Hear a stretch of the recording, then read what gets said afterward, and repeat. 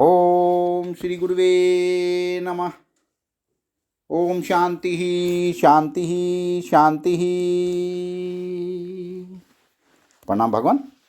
भगवान अभी हमारा सत्संग मुंडक सुधा मुंडक उपनिषद से स्वामी अखंडानंद सरस्वती जी महाराज द्वारा विरचित और स्वामी जी ने प्रवचन के माध्यम से व्याख्या की है। प्रवचन नंबर 9, मंत्र नंबर 1 से 9 और एपिसोड नंबर 4 लेते हैं भगवान। तो स्वामी जी किस तरह से बताते हैं कि बोले ऐसे महात्मा होते हैं जो निष्काम कर्म करते हैं। बोले निष्काम कर्म तो परमात्मा की प्राप्ति होगी। तो तप श्रद्धेये वापस्यन्त हिरण्ये शांता विद्वासो भैक्षचर्या चरंत सूर्यदारेण ते विरिजा प्रयान्ति यत्रामते स पुरुषो हव्यात्मा। जो लोग संन्यास आश्रम ग्रहण करके एकांत जंगल में रहते हैं और खूब तप करते हैं और श्रद्धा पूर्ण जीवन व्यतीत करते हैं और शांत भी हैं, वेदांत के विद्वान पंडित भी हैं, अनुभव नहीं है और भिक्षा मांगकर खाते हैं, तपस्या है, श्रद्धा है, अन्न में वास है, मनोवृत्ति शांत है, वेद का पांडित्य है और भिक्षाचरण है। बोले उनका अंतःकरण शुद्ध होता है। विरजा और वे सूर्य द्वार से जहाँ अव्यात्मा पुरुष ब्रह्मा जी रहते हैं उस ब्रह्मलोक में वे जाते हैं। उनकी भी सधोमुक्ति नहीं होती। उनकी भी होवे तो यदि जिज्ञासा होवे, मुमुक्षा होवे तो कर्म मुक्ति हो जाए, और नहीं तो अब्रह्म भुवन लोका पुनर्वर्जितो अर्जुन।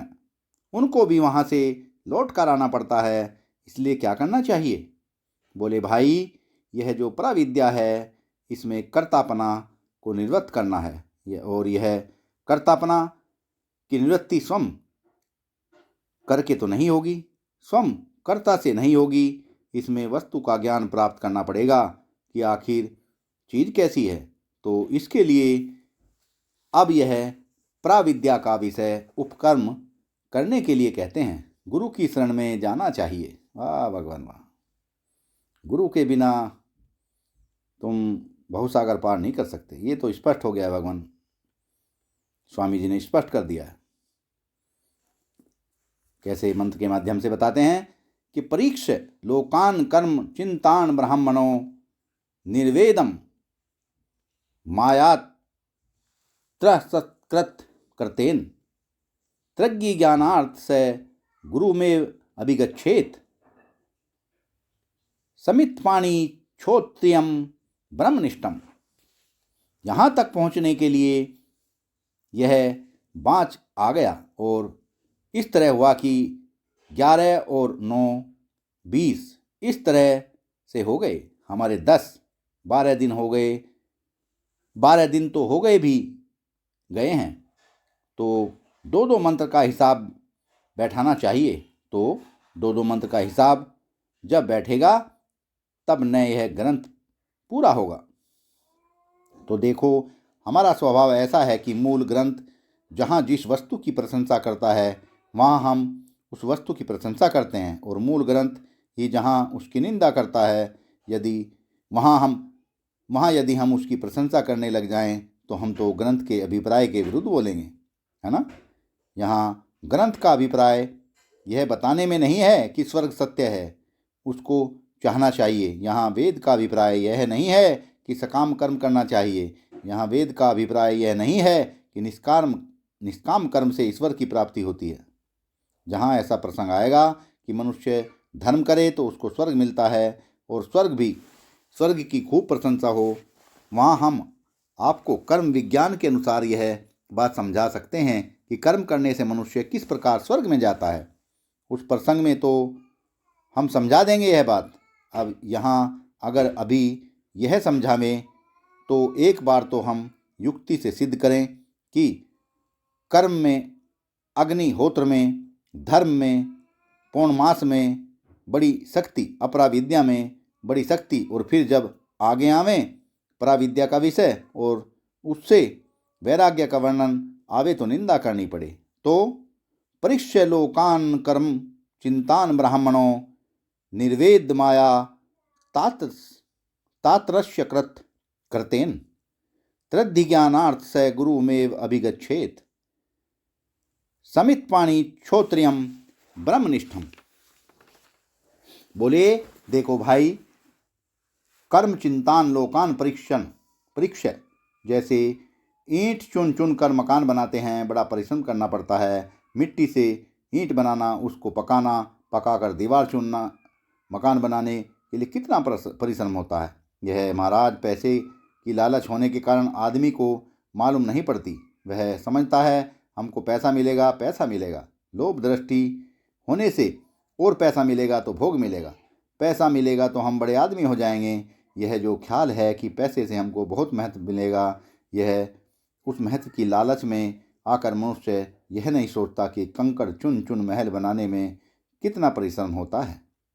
अब समझो, किसी को भोग में राग न हो और पैसे का लोभ न हो, फिर देखो क्या आनंद आता है। तद यथा ही कर्मचितो लोकः क्षीयते एवमेवा मूत्र पुण्यचितो लोका क्षीयते। श्रुति कहती है कि जैसे यहाँ कंकड़ चुन चुन कर बनाया हुआ महल एक न एक दिन ढह जाएगा।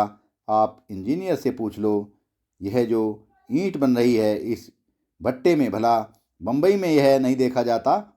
वे तो मकान देखते हैं। आप इंजीनियर से जांच कराकर मालूम करा सकते हो कि यह जो ईंट बनाई गई है यह कितने दिन तक टिकी रहेगी, किस ईंट की उम्र कितनी है, यह इंजीनियर बता देगा। यह जो सीमेंट का प्लास्टर होता है यह कितने दिन तक टिकेगा, यह जो लकड़ी लगाई जाती है, यह जो लोहा लगाया जाता है, यह कितने दिन तक टिकेगा। लोग तो बनावट सजावट देखकर मकान खरीदते हैं, उसके मसाले पर ध्यान थोड़े ही देते हैं। यह जो संसार का मसाला है, क्या क्या बताया संसार का मसाला स्वामी जी ने, बड़ा ही प्यारा। कंकड़ चुन चुन महल बनाया, लोग कहें घर मेरा। वाह भगवान वाह। कंकड़ चुन चुन महल बनाया, लोग कहें घर मेरा, न घर मेरा न घर तेरा, चिड़िया रैन बसेरा। वाह भगवान वाह। चिड़िया ही रैन बसेरा, चिड़ियाओं का ही रैन बसेरा रहेगा, ना घर मेरा ना घर तेरा। दोबारा से लेते हैं भगवान। कंकड़ चुन चुन महल बनाया, लोग कहें घर मेरा, न घर मेरा न घर तेरा, चिड़िया रैन बसेरा। इसी प्रकार कर्म करके जो लोक बनाया जाता है उसकी जरा परीक्षा करो। उससे तुमको क्या मिलेगा? स्थूल शरीर के लिए भोग्य सुख मिलेगा कि सूक्ष्म शरीर के लिए भोग्य सुख मिलेगा कि परमात्मा का आनंद मिलेगा? परीक्षा करोगे तब मालूम पड़ेगा। निर्वेद माया त्रासत्य करतेन, यहाँ ब्राह्मण शब्द भी बड़ा महत्वपूर्ण है। परीक्ष्य लोकान कर्म चिंतान ब्राह्मण। ब्राह्मण लोग कर्म कांड में ज़्यादा फंसते हैं, इसलिए उनका उद्धार करने के लिए यहाँ ब्राह्मण शब्द का प्रयोग है। अरे ओ ब्राह्मण, कहाँ फंसा है? मालूम है तुमको तेरे बाप कहाँ गए, तेरे दादा परदादा कहाँ गए?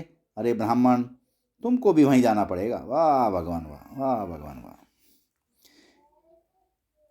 किंते धनेन किम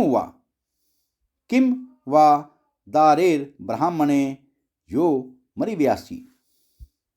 अरे ओ ब्राह्मण, यह धन तेरे किस काम आएगा? ये हाथी घोड़े तेरे किस काम आवेंगे? ये स्त्रियां तेरे किस काम आवेंगी? अरे तुझे मरना है ब्राह्मण।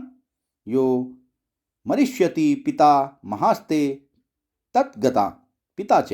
तुम्हारे बाप दादा जहाँ गए तुमको वहाँ जाना पड़ेगा। तो ये कर्म से बनाए हुए जो लोक हैं ये ध्वंस हैं, निर्वेद हैं, निर्वेदम। यह निह उपसर्ग पूर्वक जो विद धातु है यह वैराग्यवाचक है। निर्वेदम आयात है। फंसो मत दुनिया में, यह कोई चीज काम नहीं आने वाली।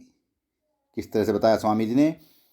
मरेंगे मरी जाएंगे कोई न लेगा नाम, उजड़ जाए बसाएंगे छाड़ी बसंता गाम, हाड़ जरे जस लाकड़ी। हाड जरे जस लाकड़ी, केस जरे जस घास, सब जग जाता जरता देख कर, भया कबीर उदास। वाह भगवान वाह। दोबारा से लेते हैं भगवान। मरेंगे मरी जाएंगे कोई न लेगा नाम, उजड़ जाए बसाएंगे छाड़ी बसंता गाम।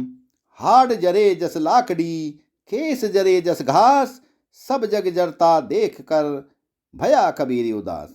मरना पड़ेगा एक दिन, यह बात पक्की है, बिल्कुल यह नित्य सत्य है। यह आँख मीचने से काम नहीं चलेगा। सुनते हैं, एक चिड़िया होती है, उसके ऊपर जब उसको मारने वाला झपटता है तो आँख बंद करके वह चिड़िया धरती में सट जाती है। समझती है कि हम नहीं देखेंगे तो हम को बिल्ली कहाँ से दिखेगी।